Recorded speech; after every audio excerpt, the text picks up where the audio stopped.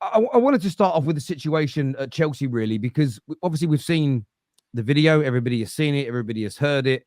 Enzo has come out and apologized for his part in that. And that in itself has caused its own sort of fury within Argentina that I don't think we really need to get into. A number of the players defending him, the government, his president, vice president coming out and essentially saying, no one should be apologizing. There's nothing wrong with the video, which I don't think anyone in Europe really agrees with him, if I'm being honest. But some of the reports have come out today, including one from The Athletic, that we've obviously seen a lot of the Chelsea players unfollow him. They've tweeted out and spoke on social media about how disappointed and disgusted they are.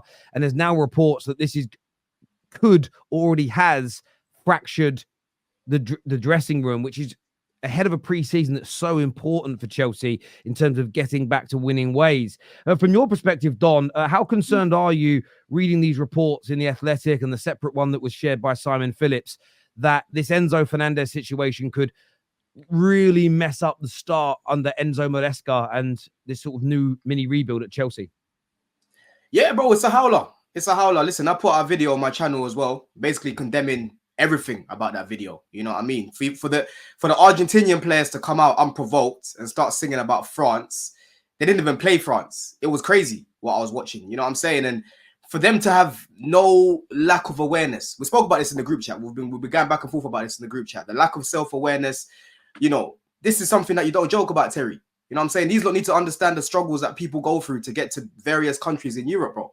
Yeah, when it comes to Belgium, England, France, all of these countries, bro. But obviously for them in Argentina, I don't know, it seems like it's part of their culture. This is where education needs to come in, because even though there might not have been any malicious intent, it's still very, very insensitive to be joking about things like that. You know what I'm saying? You can't be bantering about, oh yeah, well, if you're from Cameroon, it means that you can't be French. It's like what happened with Saka and them lot when they missed the penalties. All of a sudden, it's go back to your country. They're not English anymore. Saka was born in England. He's English, bro. You know what I'm saying? Just because he's black don't mean he's any less English. You know what I'm saying? So for me, I don't agree with it at all, innit? And I'm not surprised that things are coming out about the dressing room this and the dressing room that, because we've got a bunch of black players in the team, a bunch of French players in the team, and they're not going to be happy about it. You know what I'm saying? And it's going to take a lot of mending, a lot of learning from Enzo. Obviously, he's apologized to the team already, but that's not going to be enough. Like, he's going to have to show it. And now he's put a lot of pressure on himself to perform instantly, bro. You know what I'm saying? Because there's already a target on his back anyway, away from this racism. Now he's put another target on his back. So he's going to have to hold whatever comes his way. Whether he gets fined, whether he gets a ban, he's got to hold all of that. Because at the end of the day, I don't condone racism. You know what I'm saying? And for me, it was very disappointing to see that one of my players, not even one of my players, it's very disappointing to see players, that have a lot of followings and they're role models. Ultimately, they're spreading a lot of hate. You know what I'm saying? It's unacceptable. So he's got to hold whatever comes his way. But for me, I don't think it's going to be a massive thing that's going to now ruin the season. You know what I'm saying? It's one player. He ain't got to start the games. We've got a big squad. They're gonna have to be professional. End of the day, as much as Enzo's in the wrong, they're gonna have to be professional. You know what I'm saying? The whole John Terry thing happened. The guys had to get on with it, because end of the day, it's work. As much as some people are saying get rid of Enzo, the club are not going to get rid of him. You know what I mean? But this is where Enzo's going to have to build relationships and get their trust again, because end of the day, he trains with these guys every day. He plays with them every day, bro. They're probably hurt by it because he's one of their teammates. You know what I'm saying? He's very ignorant, very, very ignorant, bro. So there's no excusing what he did at all. And whatever consequences that come from him, so be it. You know what I'm saying? So be it. But I don't think it's going to be, that's it, the end of it now. Chelsea are done for. The season's fucked now. I don't look at it like that, bro. I just think it's going to be something that needs to be dealt with, like mediated internally. Do you know what I'm saying? Do you think he's got a future at Chelsea?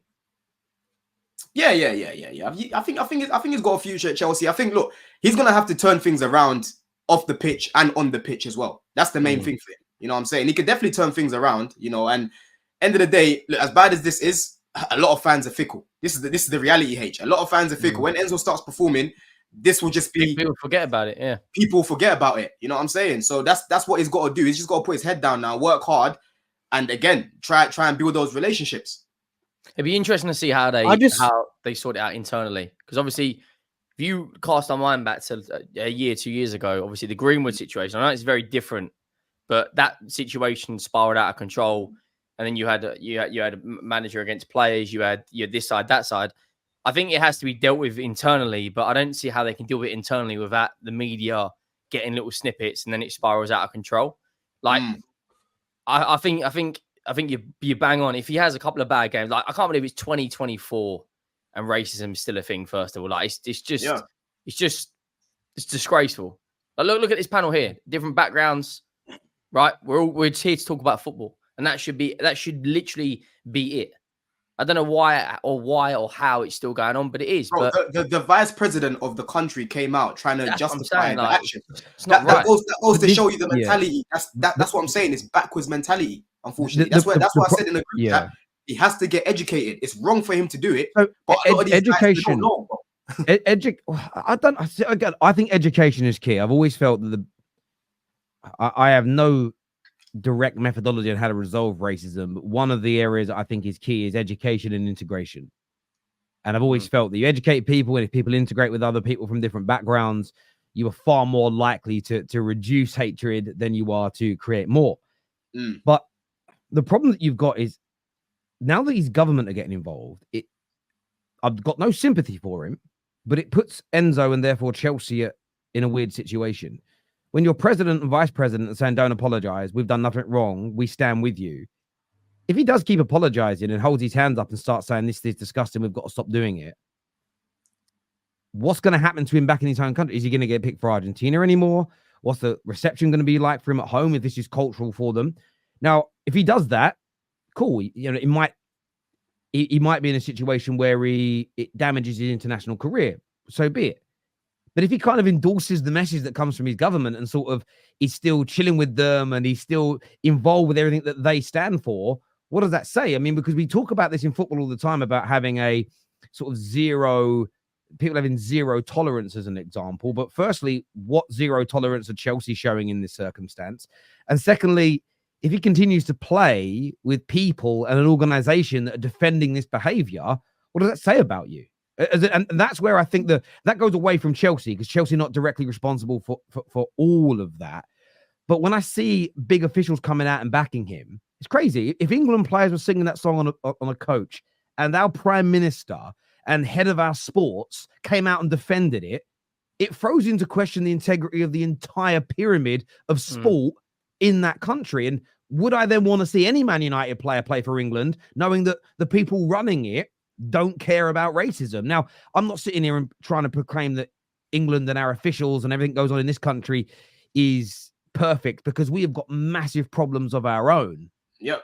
But at the very least, the officials wouldn't come out and say this. I don't believe you would see, maybe Boris Johnson would, because he's a proper freak, but the Prime Minister now probably wouldn't. So I do look at this situation and think to myself, it's one where I don't think it's over yet. And I do agree with you that this can be resolved internally. The concern is whether it will be or not. And I can't speak for how I would feel in that situation, because I can't suffer racism. But I spoke to, we've got friends in the group chat that I've been speaking to as well today that are like, well, there's no amount of apology that would make me ever trust that person or want to work with them again. And I know you mentioned people will have to just get on with it, like John Terry, but you look back now at that John Terry situation, they shouldn't have had to have just got on with it. John Terry should have been kicked out of your football club. The same as Suarez should have been kicked out of Liverpool. And I think clubs are going, okay, guys, just shake hands, get on with it with professionals. Is that showing zero tolerance? Or is that brushing under the carpet? That's the thing. I don't think it's going to be just, boys, get on with it. I don't think it's going to be that. I think all the accountability is definitely all going to be on Enzo. But like what I'm saying is, the reality is, I don't see the club getting rid of him over this Terry. So then that's where you have to look at it and think, okay, look, it's a bad situation, but this is what we're going to do. These are the steps we're going to take to try and mend relationships. And again, try to integrate Enzo back into the team. Because I don't think we're going to get rid of him. I don't think we're going to get rid of him. I'll be real.